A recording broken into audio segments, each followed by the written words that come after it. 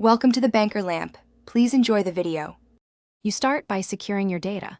Back up to iCloud and locally, because deleting an Apple ID removes access to purchases and synced data. Once done, sign in and confirm your Apple ID password. Make sure you have the 2FA device nearby to approve requests.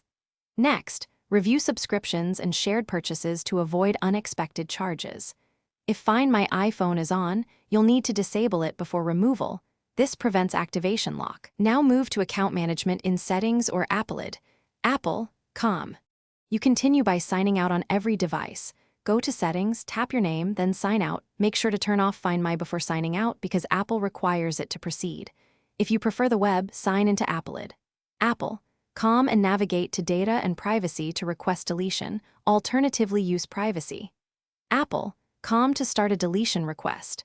Provide the requested verification and select a contact method. Keep the access code Apple gives you. It's required to cancel or check status. Expect finalization timing.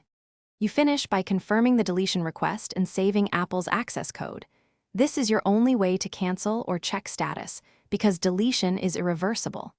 If you hit problems with Find My or two-factor authentication, contact Apple support and be ready to prove device ownership, serials, and receipts help. Make sure to remove payment methods and sign out on each device to avoid lingering access. Finally, allow the processing period Apple states and verify every device is signed out when the process completes. Thanks for watching. If this was helpful, leave a like and consider subscribing. See you next time.